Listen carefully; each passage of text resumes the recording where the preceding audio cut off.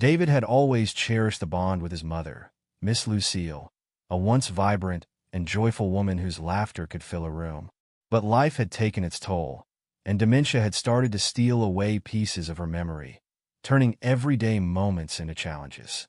David did what he could to care for her, but work and responsibilities meant he had to bring in help, a nurse named Rebecca. What David didn't know was that trusting Rebecca would lead to a harrowing journey of discovery, filled with deception, heartache, and a fight for justice. As the days unfolded, signs of distress in Lucille grew stronger, and the truth about Rebecca's dark intentions would send David's world spiraling. Before we unravel this emotional and gripping story of resilience, family, and standing up for those we love, tell us in the comments where you're watching from, and make sure to subscribe for more stories that touch the heart. The morning sun filtered through lace curtains, casting delicate shadows across the numerous family photographs that adorned the walls of the modest two-story home on Maple Street. The house, with its well-worn hardwood floors and comfortable furniture, told the story of a life well lived. In nearly every frame, an elegant black woman's smile radiated warmth. Lucille Thompson in her younger days, standing proud at her son's graduation, beaming at family picnics, and celebrating countless Christmases. David Thompson, now a man in his mid-30s with gentle eyes, moved through the familiar rooms with practiced ease. His movements were deliberate and caring as he prepared breakfast for his mother, humming an old Motown tune she used to dance to when he was a child. "Mama," he called softly, carrying a tray up the stairs. "Time for breakfast." In her bedroom, Lucille sat propped against pillows, her once commanding presence now diminished by age and illness. Her silver hair was neatly braided, evidence of David's careful attention to maintaining her dignity. She stared out the window, lost in thought, until David's voice drew her attention. "Who's that?" she asked, her voice trembling slightly as she turned to face him. "Is that you, James?" David's heart clenched. She was confusing him with his late father again. Still, he maintained his gentle smile. "No, Mama, it's David. Your son." Lucille's face clouded with confusion, then cleared suddenly. "David, of course it's you, baby. I'm sorry. She trailed off, her hands fidgeting with the blanket. "It's okay, Mama," David assured her, setting down the tray and adjusting her pillows. "Look what I made you, your favorite blueberry pancakes." For a moment, Lucille's eyes sparkled with recognition. "Just like I used to make for you on Sundays." She reached up to touch his cheek, her hand weathered but still strong. "You're such a good boy, David. Always taking care of your mama." David helped her with breakfast, chatting about small things: the weather, the neighbor's new dog, the roses blooming in the garden. These peaceful moments were precious, especially since they were becoming rarer as her condition progressed. "The nurse is coming today, Mama," David reminded her gently. "Remember we talked about this? Her name is Rebecca, and she's going to help us out while I'm at work." Lucille's face fell slightly. "I don't need a nurse. I'm fine here with you. Mama, we've been through this. I can't keep taking so much time off work, and you need someone here during the day. Ms. Rebecca comes highly recommended." The doorbell chimed downstairs, and David squeezed his mother's hand. "That must be her now. Let me go get the door." Rebecca Phillips stood on the porch, dressed in crisp blue scrubs, her dark hair pulled back in a severe bun. Her smile was wide, but didn't quite reach her eyes as she extended her hand to David. "Mr. Thompson? I'm Rebecca Phillips from Caring Hands Home Healthcare." "Please call me David," he replied, ushering her inside. "Thank you for coming. Let me show you around and introduce you to my mother." As they walked through the house, David pointed out important details: the location of medications, emergency contacts posted on the refrigerator, his mother's preferred routine. Rebecca nodded at appropriate intervals, though her eyes seemed to scan the room's contents rather than focus on his words. "Mom keeps her favorite blanket on the chair there," David explained, pointing to a worn quilt. "She gets cold easily, and having it nearby helps keep her calm when she's confused." "Of course," Rebecca replied, her tone professionally detached. Familiar objects can be very comforting for dementia patients. When they entered Lucille's room, the elderly woman was sitting exactly as David had left her, but her posture had changed. She seemed to draw in on herself, making her already small frame appear even more diminutive. "Mama, this is Ms. Rebecca. She's going to be helping us out, David introduced warmly. Rebecca approached the bed, that practiced smile still in place. Hello, Mrs. Thompson. It's so nice to meet you. Lucille's eyes darted between Rebecca and David, her hands clutching the blanket tighter. Hello, she whispered, her voice barely audible. Let me just adjust these pillows for you, Rebecca said, reaching forward. Her movements were efficient but mechanical as she repositioned the cushions behind Lucille's back. Lucille's body went rigid at Rebecca's touch, her eyes casting downward. The change was subtle, so subtle that David, preoccupied with gathering his work materials, didn't notice. She seems a bit nervous, Rebecca commented, straightening up. But that's perfectly normal. She just needs to get used to me. All my patients do, eventually. There was something in the way she said eventually that made Lucille shrink further into her pillows. David checked his watch and sighed. I need to head to work soon. Mama, are you going to be okay? Lucille opened her mouth as if to speak, then closed it again, her eyes meeting David's with an unspoken plea. But decades of caring for others had taught her to be agreeable, to not make waves. Yes, baby, she managed to say. I've left detailed instructions about her medication schedule, David told Rebecca, pulling on his suit jacket. She needs her heart medication at noon, and there's a list of emergency numbers by the phone. I'll have my cell on me all day. Don't worry about a thing, David, Rebecca assured him, her voice honey-sweet. Your mother is in good hands. We're going to get along just fine, aren't we, Mrs. Thompson? Lucille managed a weak smile that looked more like a grimace. David leaned down to kiss his mother's forehead. I'll be home by 6, Mama. Try to eat some lunch, okay? Rebecca will help you. You've done an amazing job caring for your mother, Rebecca added, touching David's arm lightly. But it's time to let someone help you. You can't do it all alone. Relief washed over David's face. It had been such a struggle, balancing his job with his mother's increasing needs. Thank you, Rebecca. You don't know what this means to me. As David headed for the door, Lucille's eyes followed him, a glimmer of fear flickering across her face. She wanted to call out, to tell him not to leave her with this woman whose smile felt like a mask, but the words wouldn't come. The front door clicked shut, and the sound of David's car engine faded away.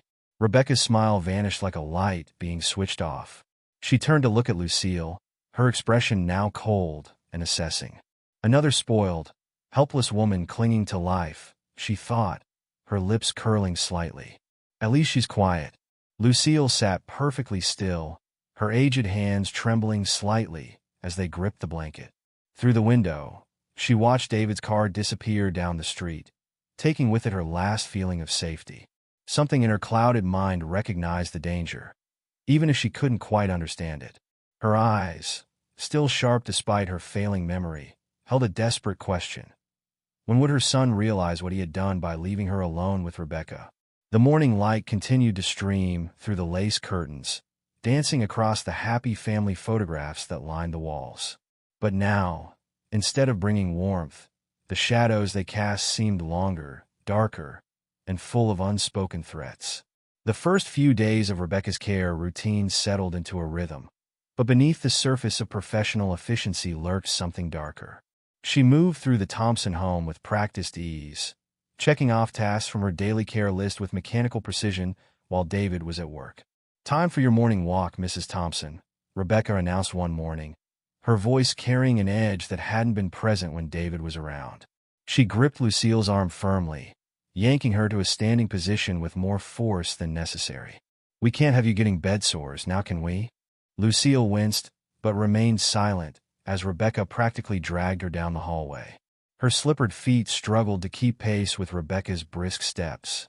Slower, please, Lucille whispered, her voice trembling. Rebecca's fingers dug deeper into Lucille's arm. If you just move faster, this would be easier for both of us, she snapped. I have other things to do besides babysit you all day. As they passed the wall of family photos, Lucille's eyes lingered on a picture of herself in younger days, standing proud in her Sunday best.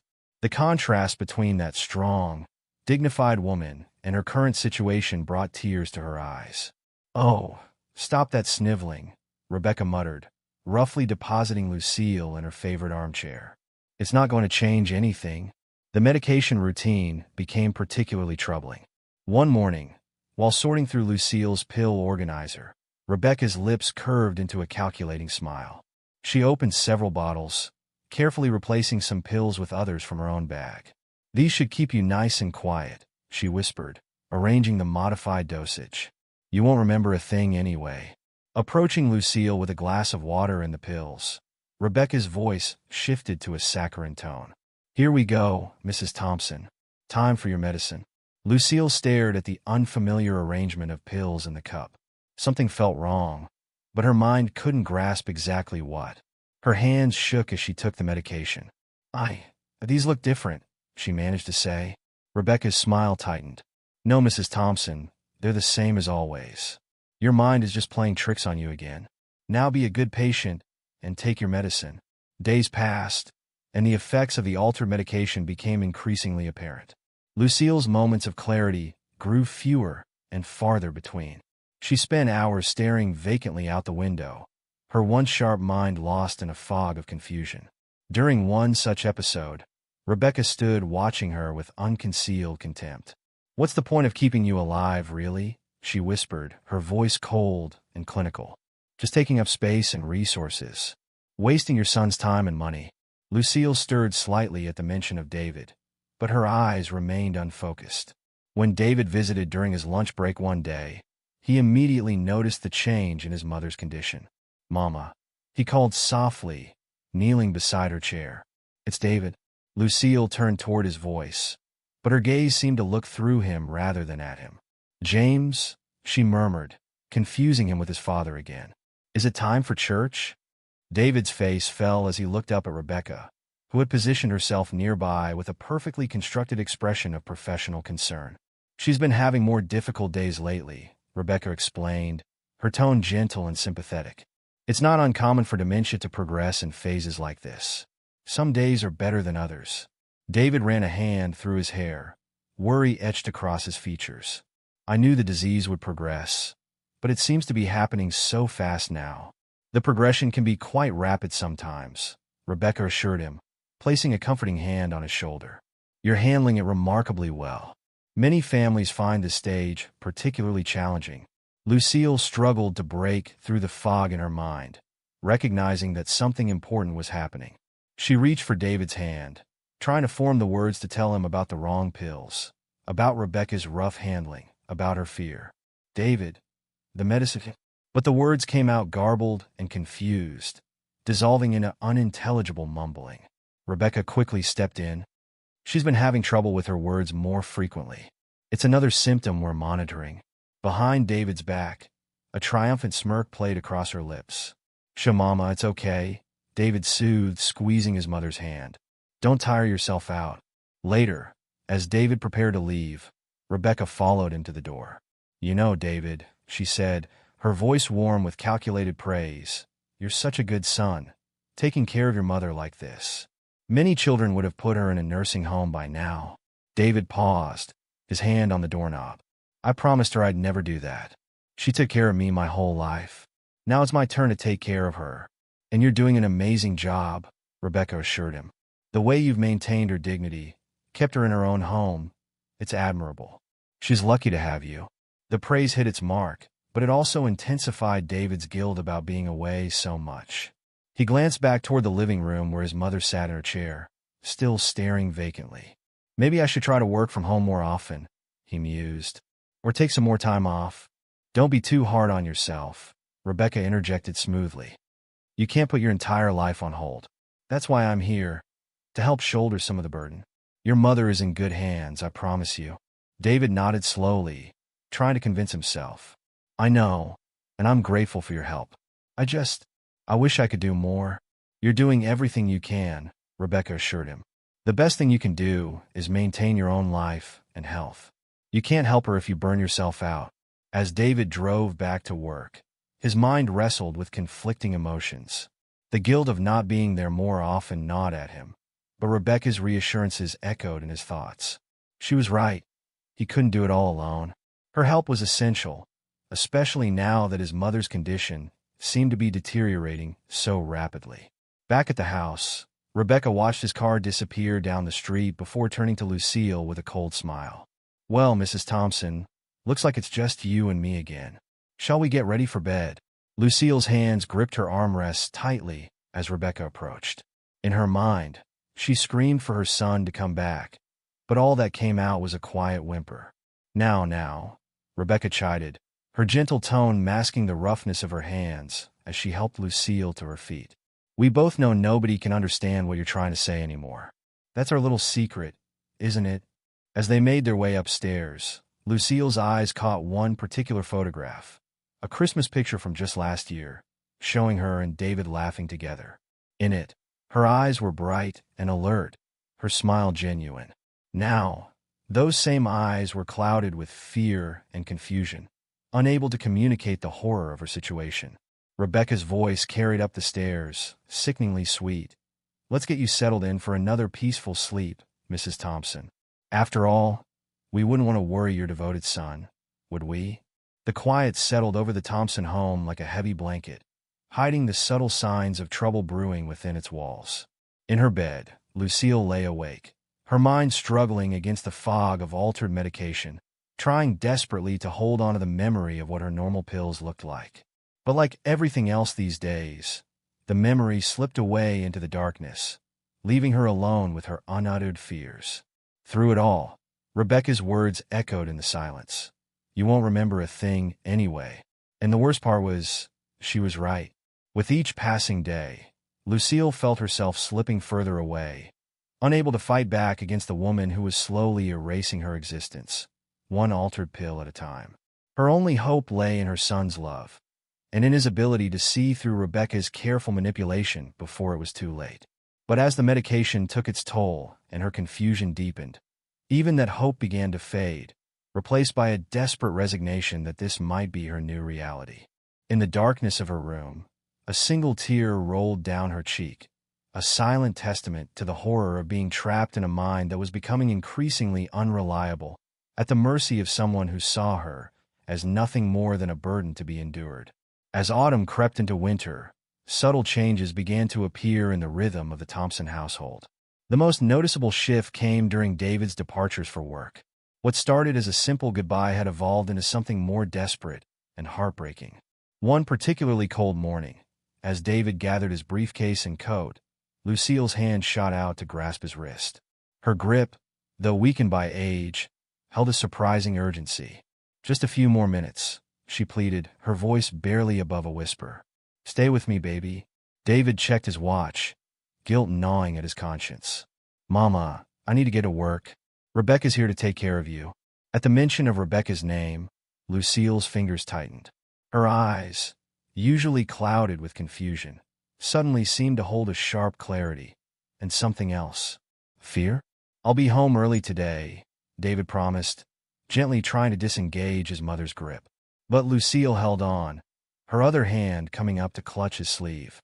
Rebecca appeared in the doorway, her voice honey-sweet. Mrs. Thompson, let's not make David late for work. You know how important his job is. Lucille's face crumpled slightly, but she maintained her hold. David had never seen her like this before. Something about her desperation felt different from her usual confusion. Mama, he said softly, what's wrong? You can tell me. But before Lucille could respond, Rebecca stepped forward. It's quite common for dementia patients to develop attachment anxiety. The technical term is sundowning, though it can happen any time of day. Isn't that right, Mrs. Thompson? Lucille's lips trembled as she tried to form words, but nothing came out. Finally, her grip loosened, and her hands fell limply to her lap. David pressed a kiss to her forehead, trying to ignore the way she leaned into his touch like it was a lifeline. I'll see you tonight, Mama. I love you. As he drove to work, the image of his mother's desperate face haunted him. Something felt off, but he couldn't quite put his finger on what. Later that week, the doorbell rang during Lucille's afternoon tea time. Rebecca opened the door to find Mrs. Harris, a petite woman in her 70s who had been Lucille's friend for over 4 decades. I brought Lucille's favorite pound cake, Mrs. Harris announced, holding up a covered dish. Her smile faltered slightly when she saw Rebecca's less-than-welcoming expression. Mrs. Thompson isn't feeling up to visitors today, Rebecca stated firmly. But Mrs. Harris, with the determination of a longtime friend, stood her ground. I won't stay long. I just want to check on my friend. Before Rebecca could object further, Lucille's voice called weakly from the living room. "Martha? Is that you?" Mrs. Harris brushed past Rebecca, finding Lucille in her usual chair. The moment she saw her friend's face, her cheerful demeanor gave way to concern. Lucille looked different, diminished somehow, her usual spark dimmed to barely a flicker. "Lucille?" Mrs. Harris knelt beside the chair, taking her friend's trembling hands in her own.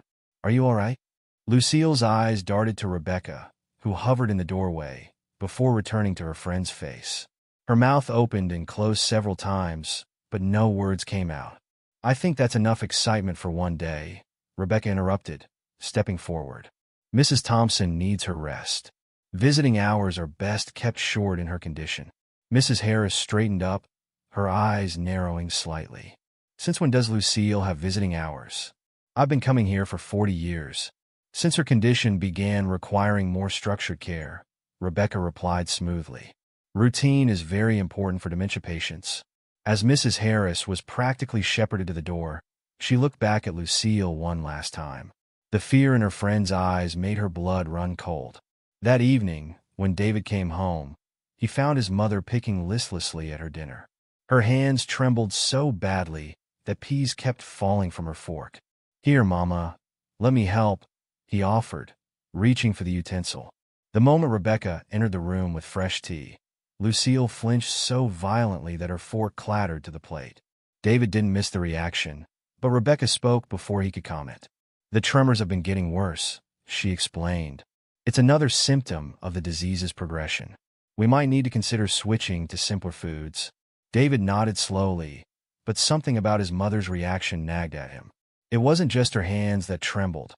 Her whole body seemed to shrink when Rebecca was near. That night, unable to sleep, David wandered to the kitchen for a glass of water. As he passed his mother's room, he heard her voice, soft and pleading in the darkness. "Don't leave me. Please don't leave me." He pushed the door open slightly.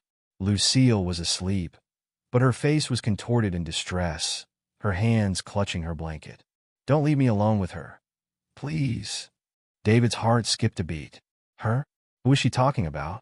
The next morning, Rebecca's mask of patience showed its first significant crack. Not realizing David had forgotten his phone and returned to retrieve it, she snapped at Lucille while helping her dress.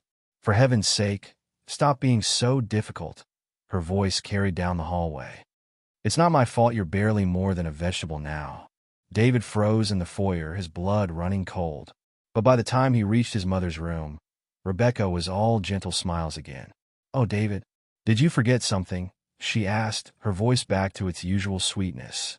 He looked at his mother, who sat with her eyes downcast, hands folded in her lap. Had he really heard what he thought he heard? Yes, my phone," he managed, studying Rebecca's face for any sign of the cruelty he'd heard moments before. But her expression was perfectly composed, professional and caring. That afternoon, during his lunch break, David found himself Googling signs of elder abuse on his phone. The moment he realized what he was doing, he closed the browser, feeling ashamed. Rebecca was a licensed professional with excellent references. Surely his stress was making him paranoid. But the doubts had taken root. He began paying closer attention to the subtle dynamics in his home. The way his mother's eyes followed Rebecca's movements like prey watching a predator. The slight tremor in her voice when Rebecca spoke to her. The growing frequency of her confused episodes. During one of his mother's checkups, he caught a fleeting moment that made his stomach turn. As the doctor examined Lucille, Rebecca reached out to adjust her pillow. For just a split second, naked fear flashed across his mother's face, raw and unmistakable. But when he looked at Rebecca, she was smiling that same warm, professional smile. "There we go, Mrs. Thompson. More comfortable now." David's mind began to wage war with itself. On one side were his growing suspicions, the subtle signs he couldn't ignore. On the other was Rebecca's impeccable professional demeanor and logical explanations for everything. "Your mother's condition is progressing as expected," she would say, her voice filled with sympathy. "These changes can be hard to accept, but you're handling it so well." Her praise always made him feel simultaneously comforted and uneasy, like a sugar coating hiding something bitter underneath. But then he would look at her references again, remember the glowing recommendations, and doubt himself.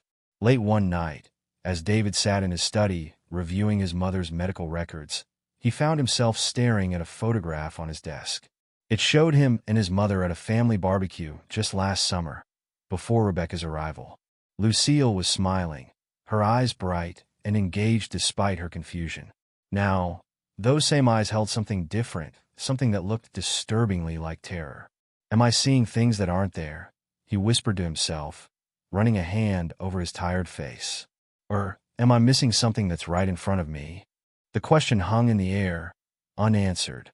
Outside his study window, clouds drifted across the moon, casting shifting shadows across the room. In her bedroom down the hall, Lucille lay awake, her heart pounding at every creak and shuffle in the darkness, dreading the morning when her son would leave her alone again with the woman whose gentle smile masked a heart of ice. And somewhere between them, Rebecca slept peacefully in the guest room, confident in her ability to maintain control. After all, who would believe the confused ramblings of a woman with dementia over the professional assessment of a licensed caregiver? But as the night wore on, David's certainty in either direction began to crumble. Every interaction he'd witnessed played back in his mind, each one taking on new possible meanings. Was his mother's increasing confusion really just the natural progression of her illness? Or was something more sinister at work? The battle between his instincts and his logic raged on, leaving him caught in a web of uncertainty. And with each passing day, the stakes grew higher, though he didn't yet realize just how much was truly at risk. Winter had settled in fully now, and with it came darker days both literally and figuratively in the Thompson household. Rebecca had grown bolder in her manipulation of Lucille's medication, no longer bothering to be subtle about the switches when David wasn't around. One cold morning, as sunrise barely pierced the heavy clouds outside, Rebecca stood at Lucille's medication station, deliberately doubling some doses while eliminating others entirely. Her movements were practiced, confident, the actions of someone who had done this many times before. "Let's make sure you're nice and quiet today," she muttered, dropping the altered pills into a small paper cup. "More docile this way. Much easier to manage." Lucille sat in her chair, watching with glassy eyes as Rebecca approached with the medication. Her mind, though foggy, registered that something was wrong with the pills, but her ability to protest had long since been crushed. "Open up, Mrs. Thompson," Rebecca commanded, her voice carrying that false sweetness she used when there was a chance David might be within earshot. "Time for your morning medicine." Lucille's hand trembled so violently that the water nearly spilled from the glass Rebecca thrust at her. Her speech had become increasingly slurred over the past weeks, her once clear voice now barely more than a mumble.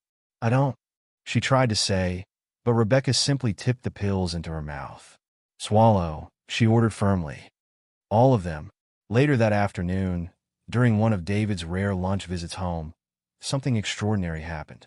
As he sat beside his mother's chair, holding her hand and telling her about his morning at work, Lucille's eyes suddenly cleared. It was like watching a heavy fog lift, revealing the sharp intelligence that had always been her hallmark. Her grip on David's hand tightened with surprising strength. "Danger," she whispered urgently, her voice clearer than it had been in weeks. "Stay, please stay." David leaned closer, his heart racing. "Mama? What do you mean? What danger?" But before Lucille could respond, Rebecca's voice came from the doorway. "Time for Mrs. Thompson's afternoon medication." The moment shattered. Lucille's eyes clouded over again, the brief clarity vanishing as quickly as it had appeared. David's brow furrowed as he watched the change, but Rebecca was already beside them, her hand resting on Lucille's shoulder in a gesture that appeared caring but made his mother visibly shudder. "She's had such a good day today," Rebecca cooed, her voice dripping with honey. "Haven't we, Mrs. Thompson? We did our exercises and even managed to eat all our lunch." David noticed his mother's slight recoil from Rebecca's touch, but the nurse's warm smile and professional demeanor made him question his own observation. The gnawing sense of helplessness that had been growing in his gut intensified. "Has she been sleeping better?" he asked, remembering the dark circles under his mother's eyes. "Oh, you know how it is with dementia patients," Rebecca replied smoothly. "Their sleep patterns can be quite irregular. But we're managing it, aren't we, Mrs. Thompson? The truth was far darker. Each night, Lucille lay awake in her bed, her eyes tracking the shadows that danced across her walls. The medication that should have helped her sleep had been replaced with others that kept her conscious, but unable to call out for help. During one such night, Rebecca appeared in her doorway, like a specter, her silhouette black against the hallway light. "Can't sleep?" she whispered, moving to Lucille's bedside. "Good. Maybe you'll understand a fraction of the inconvenience you cause everyone around you. Keeping your son tied down, making my life miserable. You should have been put in a home long ago." Lucille's fingers clutched her blanket, tears sliding silently down her cheeks as Rebecca's cruel words washed over her. The breaking point came on a quiet evening when David returned home early from work. The house was silent as he entered, his footsteps muffled by the carpet. As he approached his mother's room, he heard Rebecca's voice, its professional warmth stripped away to reveal something cold and contemptuous. "Useless," she was muttering, and David could hear the rough movement of fabric.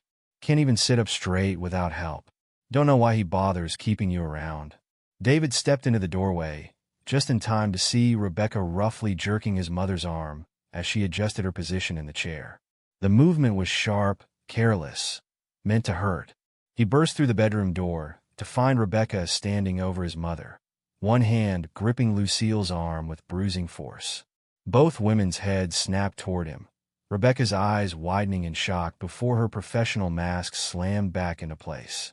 "Everything's fine, David," she said quickly, releasing Lucille's arm and smoothing her uniform. "I was just helping Mrs. Thompson with her afternoon medication." But David wasn't looking at Rebecca. He was looking at his mother, and for the first time in weeks, her eyes were clear. They met his with desperate intensity, silently screaming the truth she hadn't been able to voice. "Get away from her," David said, his voice low and dangerous. Rebecca took a step back, hands raised placatingly. "David, I know this might have looked concerning, but you have to understand, sometimes dementia patients require firm handling. They can become quite difficult." "Difficult?" David's voice rose sharply. "Like when they're being drugged? When they're being terrorized? When they're trying desperately to tell their son something's wrong, but can't find the words?" Rebecca's professional demeanor faltered for just a moment before she rallied. "Your mother's condition has been deteriorating rapidly, as I've explained. These paranoid delusions are quite common in late-stage dementia." "Stop." David's command cut through her practiced speech. "Just stop. I heard you. I saw you. All this time, I've been seeing the truth, but refusing to believe it." He crossed the room in 3 quick strides, positioning himself between Rebecca and his mother. Behind him, he could hear Lucille's breathing grow calmer, as if his presence alone provided safety she'd been desperately missing. "David," Rebecca tried again, her voice taking on a wounded tone, "after everything I've done for your family, how can you possibly think? What did you do to her?" David demanded, his voice shaking with rage. "What have you been giving her? Because I know it hasn't been her prescribed medication." Rebecca's face hardened, the caring mask slipping away entirely. "You can't prove anything. Who do you think they'll believe? A licensed professional with an impeccable record, or a confused old woman who can barely remember her own name?" "My mother might not be able to testify," David replied, his hand reaching for his phone, "but I heard you. I saw you. And I'm willing to bet if someone tests her blood right now, they'll find all sorts of things that shouldn't be there." Fear flickered across Rebecca's face for the first time. "You're overreacting. This is ridiculous. I've done nothing but provide professional care." "Professional care?" David's laugh was bitter. "Is that what you call threatening her? Hurting her? Making her so afraid that she cries when I leave?"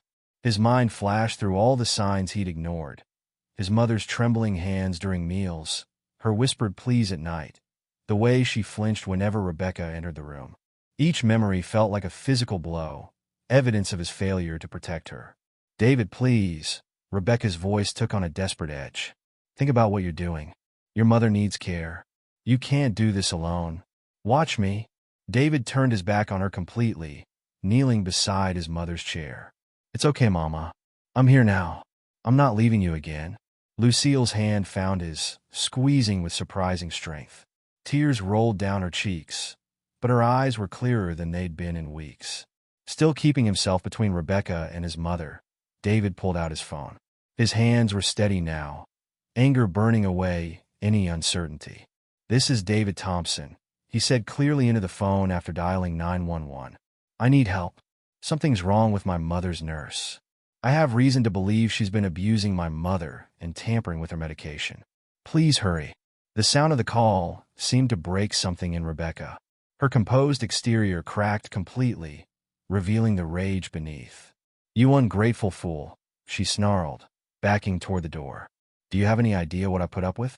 Watching her day after day, useless, taking up space and resources." But the sound of sirens in the distance cut off her tirade. Real panic flashed across her face as she realized the gravity of her situation. "You'll regret this," she spat, turning to flee. Her footsteps thundered down the stairs as she ran for the front door. David didn't follow. Instead, he gathered his mother into his arms, holding her as she cried. Not the confused tears of recent weeks, but tears of relief. "I'm so sorry, Mama," he whispered, his own eyes wet. "I'm so sorry I didn't see it sooner. But it's over now. She can't hurt you anymore." Through the window, he could see Rebecca running down the street, her white uniform stark against the gray day. But he could also see police cars approaching from both directions. There would be no escape for her this time. Lucille's hand came up to touch his face, and when he looked down, he saw something remarkable. The fog that had clouded her eyes for so long was lifting. Without whatever drugs Rebecca had been giving her, his mother's true self was already beginning to emerge. "My boy," she whispered, her voice stronger than it had been in weeks. "You came back." "I'll always come back, Mama," he promised, holding her closer as the sound of sirens grew louder. "And I'm never leaving you unprotected again." The wail of approaching sirens filled the air as Rebecca sprinted down the sidewalk, her white uniform making her an easy target against the gray winter day. She had barely made it halfway down the block when a police cruiser turned the corner, its lights flashing. By pure chance, the officers had been responding to another call in the neighborhood when they received the dispatch about potential elder abuse. "Stop right there," an officer commanded through the cruiser's speaker as another police car approached from the opposite direction, effectively boxing Rebecca in. Inside the house, David held his mother close as heavy footsteps thundered up the stairs. Two officers appeared in the doorway, hands on their weapons until they assessed the scene. "Mr. Thompson," the first officer, whose nameplate read Martinez, asked, "We received your call about suspected elder abuse?" David nodded, still positioned protectively in front of his mother. "Yes, I caught the nurse, Rebecca Phillips, threatening my mother and admitting to tampering with her medication." Officer Martinez's partner, Officer Chun, spoke in her radio. "Suspect is in custody outside, requesting medical support for welfare check on elderly victim." Rebecca's voice carried up the stairs as she was led into the house. "This is ridiculous. I'm a licensed professional. Do you have any idea what kind of liability you're creating for yourselves?" Officer Martinez remained with David and Lucille, while Officer Chun went to deal with Rebecca. The sound of her protests grew louder as she was brought upstairs. "These are completely unfounded accusations," Rebecca insisted, her professional demeanor cracking further with each word. "Mrs. Thompson has advanced dementia. She's confused, and clearly, her son is overwhelmed." But then something extraordinary happened. Lucille, who had been quiet and trembling, suddenly straightened in her chair. Her voice, though soft, carried clearly through the room. "She hurt me."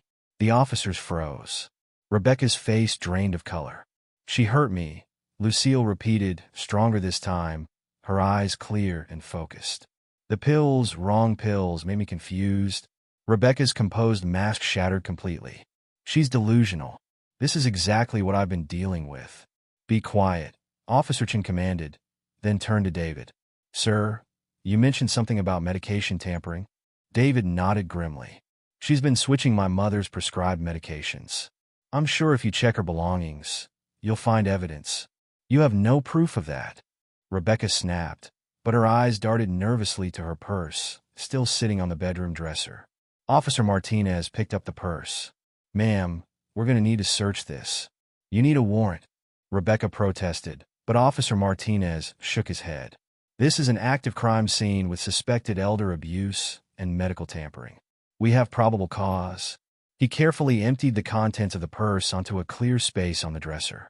Among Rebecca's personal items were several unmarked pill bottles and loose tablets of various colors and sizes. Care to explain these? Officer Chen asked, using a pen to separate the pills. Rebecca's face contorted with rage. This is all a mistake. That paranoid old woman has turned her son against me. After everything I've done, Rebecca Phillips, Officer Chen interrupted, pulling out her handcuffs. You're under arrest for suspected elder abuse and medical tampering. You have the right to remain silent. As the officer continued reading Rebecca her rights, her eyes locked onto David and Lucille with pure hatred. You'll regret this, she hissed as she was led away. Both of you. The house quickly filled with more officers and medical personnel. A detective arrived to oversee the collection of evidence, starting with a thorough search of Rebecca's belongings and the medication station. Mr. Thompson, the detective said, holding up a notebook found in Rebecca's bag. These appear to be detailed notes about medication alterations. She was systematically increasing some doses while eliminating others. David felt sick as he read some of the entries. Patient 2 alert. Doubled afternoon sedative. Cognitive function improving. Adjusted dose to maintain confusion. The paramedics began a careful examination of Lucille, drawing blood for immediate toxicology screening. We'll need to document any bruising or physical injuries as well, one paramedic explained gently. A commotion outside drew their attention to the window. Mrs. Harris had arrived, still in her house dress and slippers, accompanied by several other neighbors. I knew something wasn't right, Mrs. Harris was telling a police officer. The way that woman spoke to Lucille when she thought no one could hear. I should have done something about it sooner. Other neighbors began sharing their observations. The sounds of harsh words through open windows, the way Lucille had become increasingly withdrawn, Rebecca's cold demeanor when she thought she wasn't being watched.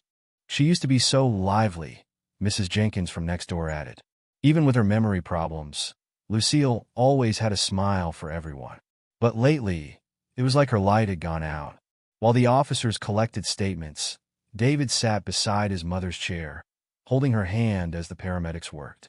The weight of his guilt pressed down on him like a physical thing. I'm so sorry, Mama, he whispered, tears rolling down his cheeks. I should have seen it sooner. All those times you tried to tell me. Lucille's hand tightened around his, her eyes, clearer now without Rebecca's chemical manipulation, filled with forgiveness. You came back, she said simply. You saved me. The detective approached them with a grim expression. Mr. Thompson, we've been making some calls. This isn't the first time Rebecca Phillips has been accused of elder abuse. David looked up sharply. What? There were complaints at 3 other facilities where she worked, but she always managed to leave before investigations could be completed. The families were often too embarrassed to press charges, and the victims, he glanced at Lucille apologetically, often couldn't testify due to their conditions. But she had references, David protested. Good ones. She was clever about it. She'd work somewhere just long enough to establish a good record, then move on before anyone caught on. When complaints did surface, she used legal technicalities to keep them out of her official record. A young officer rushed up with a tablet. Sir, you need to see this. We found a pattern. Every facility where she worked had unexplained patient deaths or rapid declines in condition. Nothing that could be proven, but David felt the blood drain from his face as he realized how close he'd come to losing his mother. Outside, the neighborhood had mobilized. People were arriving with food, blankets, and offers of help. Mrs. Harris had organized a schedule of neighbors to stay with Lucille while David was at work. People they'd known for years, people they could trust. We're here for you both, Mrs. Harris declared, setting up camp in the kitchen like she owned it. That woman may have fooled us all for a while, but she didn't count on the strength of this community. The local news had gotten wind of the story, and reporters were gathering at the end of the block.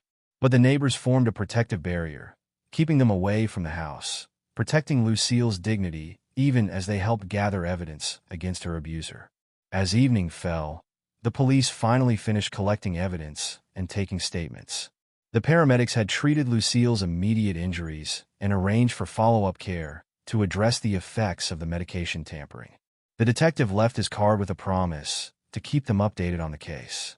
With the physical evidence, the documentation in her own handwriting, and multiple witness statements, she won't be able to hide behind technicalities this time.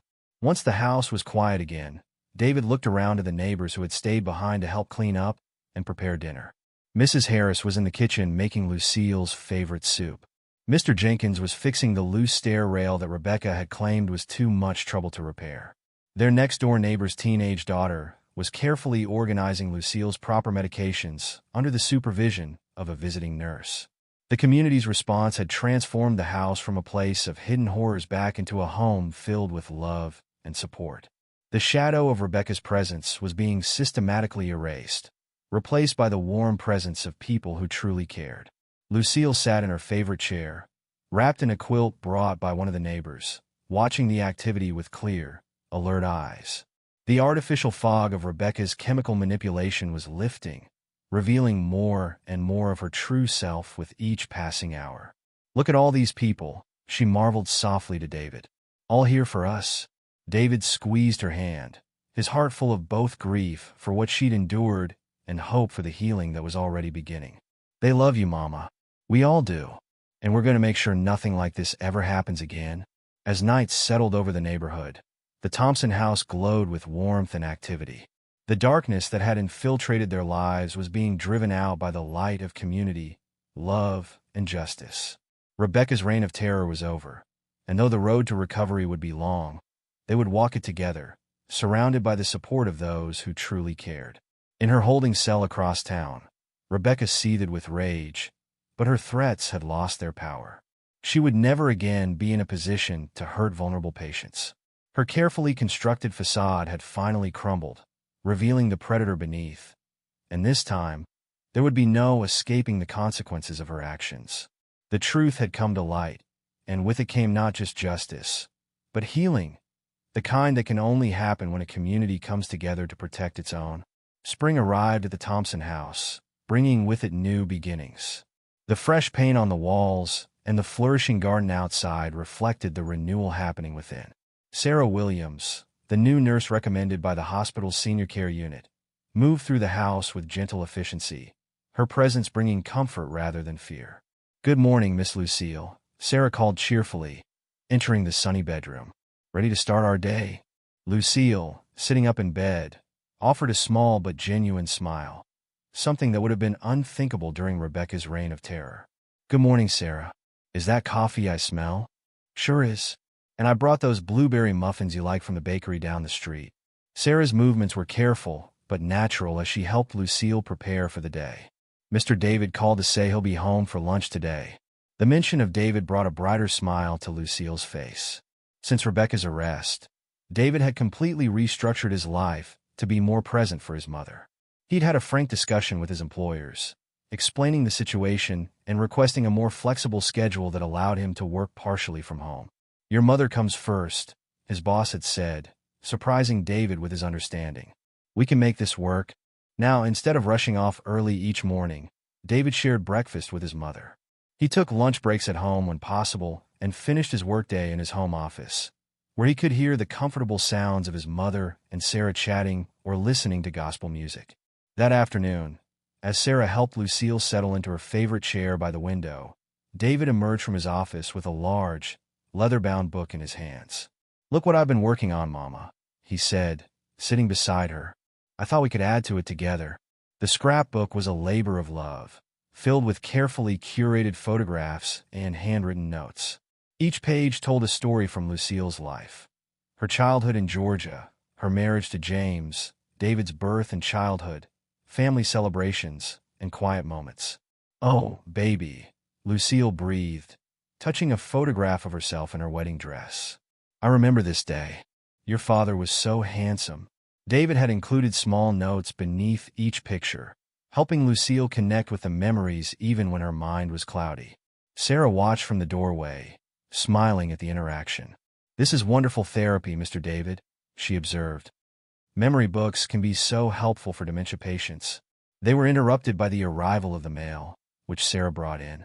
Among the usual letters was an envelope with a prison postmark that made David's heart skip a beat.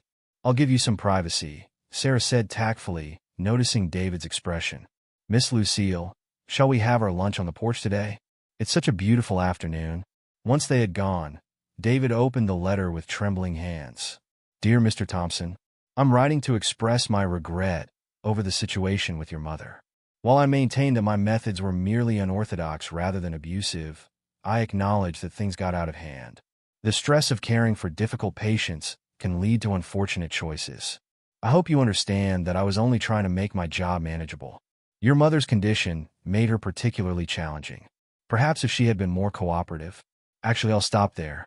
My counselor says I need to take responsibility instead of deflecting blame. So here it is. I'm sorry. I'm sorry for hurting your mother. I'm sorry for betraying your trust. I hope this letter helps provide the closure you need. Sincerely, Rebecca Phillips.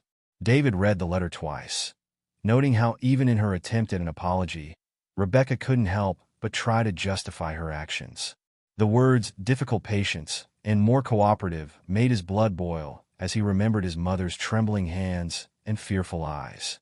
After a long moment, he tore the letter into tiny pieces and dropped them into the wastebasket. Closure wouldn't come from Rebecca's half-hearted apology. It would come from the healing he witnessed every day in his mother's recovery. That healing was supported by a constant stream of visitors. Mrs. Harris came by almost daily, often bringing her famous sweet potato pie or just sitting with Lucille while David worked. Remember that summer carnival when our kids were small? Mrs. Harris asked one afternoon, flipping through the memory book. You made those lemon squares that everyone raved about. Lemon squares. Lucille mused, then suddenly brightened. With powdered sugar on top, David would get it all over his face. These moments of connection grew more frequent as Lucille's mind, free from Rebecca's chemical manipulation, found its natural rhythm again. While the dementia hadn't gone away, her lucid periods were longer and more frequent. The community support continued to pour in. The local church group organized meal deliveries. Neighbors took turns tending the garden. The teenagers from next door helped David set up a computer so Lucille could have video calls with distant relatives. One quiet evening, as David sat with his mother watching the sunset through the living room window, Lucille turned to him with unusual clarity in her eyes. Thank you, my son, she said softly, reaching for his hand. For what, Mama? For believing me. For saving me. For being my guardian angel when I couldn't protect myself. Tears shimmered in her eyes. A mother spends her life protecting her child, but you protected me when I needed it most. David felt his own eyes well up as he squeezed her hand. Always, Mama. I'll always protect you.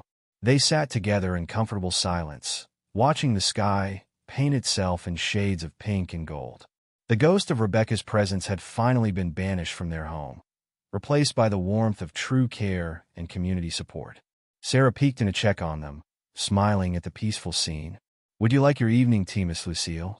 Yes, please, dear, Lucille replied, her voice stronger than it had been in months. And maybe we could all play a game of cards afterward? My mind feels clear tonight. That sounds wonderful, David agreed, watching his mother's face light up with anticipation. As Sarah went to prepare the tea, David reflected on how far they'd come. The nightmare of Rebecca's abuse had taught him valuable lessons about trust, intuition, and the importance of being present. But it had also shown him the incredible strength of his mother's spirit and the healing power of a supportive community. The memory book lay open on the table beside them, its pages filled with snapshots of a life well lived. David knew they would continue adding to it, creating new memories alongside the old ones. While Lucille's dementia meant some memories would fade, the love and trust they had rebuilt would remain constant. Outside, the evening air carried the scent of blooming jasmine from the garden. Mrs. Harris could be seen through the window, bringing over what looked like another pie.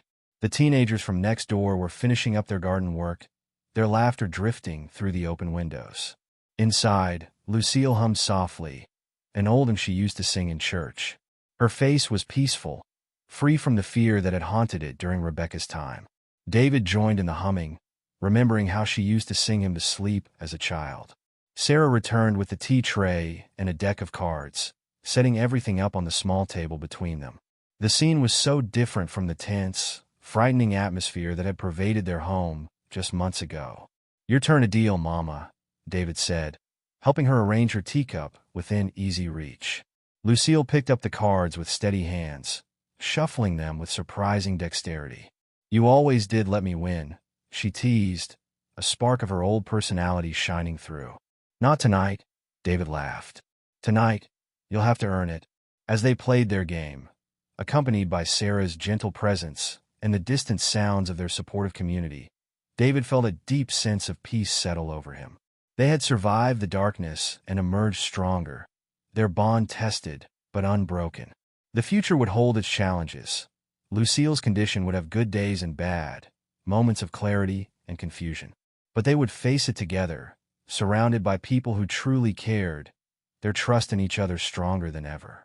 Always, David had promised, and he meant it with every fiber of his being.